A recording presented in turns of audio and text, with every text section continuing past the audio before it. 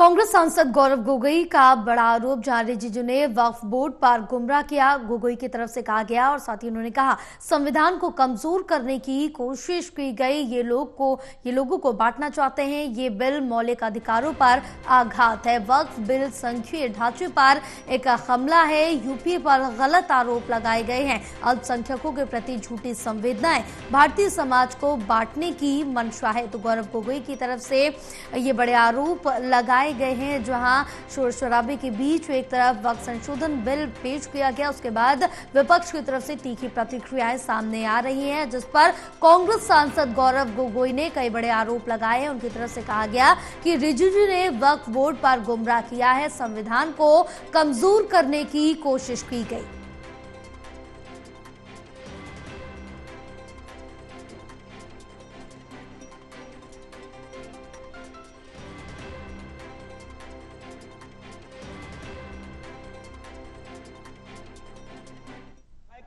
Powerless है, ऐसी बात नहीं है। आप पेरेंट एक्ट पढ़िए।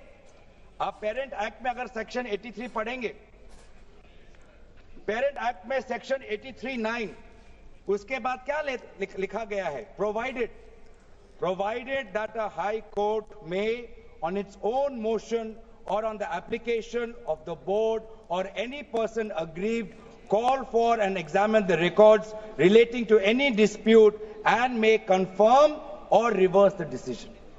ये पावर हाईकोर्ट में पेरेंट एक्ट में है ही 2013 के संशोधन के बाद।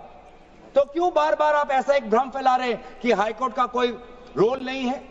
अगर कहीं अन्याय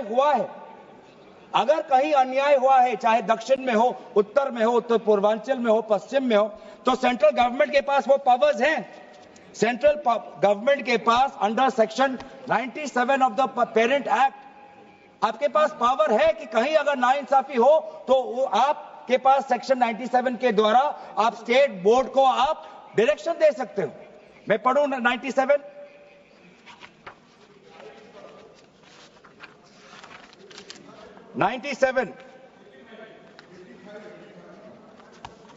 डायरेक्शंस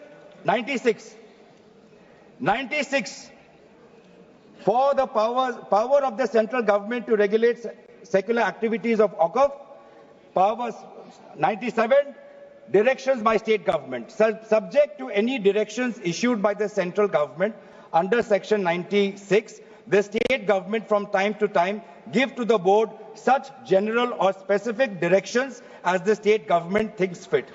मैं जानना चाहूंगा, आपके बहुत जगह आपकी डबल इंजन की सरकार है, बहुत जगह आपकी डबल इंजन की सरकार है, कहीं कहीं आपकी सहयोगी दल की भी सरकार है। आपने पिछले 10 साल में कितने बार इस सेक्शन 97 का आपने इसका इस्तेमाल किया? कहीं भी आप अगर नाइंसाफी हुआ तो कितने बार आपने सेक्शन 97 का आपने इस्तेमाल किया? उसका बोलिए, फिर जाके बोलिए कि ये जो पेरेंट एक्ट है ये कमजोर एक्ट है। पूरी ताकत दी हुई है। अगर कहीं गलती हुई है, कहीं सुधारना है, हमारी संवेदना है, वो चाहे केरला में मवम की बात हो, संवेदना है हमारी, पर आपके पास भी वो ताकत है। आपने कितने बार इस ताकत को आजमाया? सर,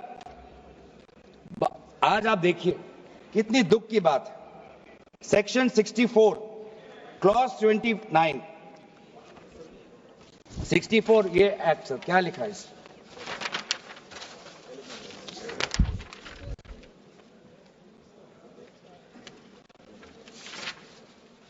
इसमें क्या लिखा है? न्यू एक्ट में section clause number 29L, clause number 29L में लिखा है कि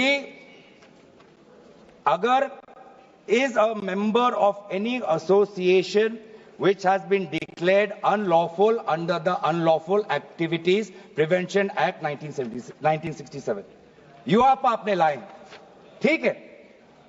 आप कहीं रिग्रेस प्रेजेंटमेंट को उसको सिंप्लीफाई करके प्रेजेंटमेंट लाना चाहते हैं और कहीं आप यूआपा का संशोधन लाना चाहते हैं, आपका हक है।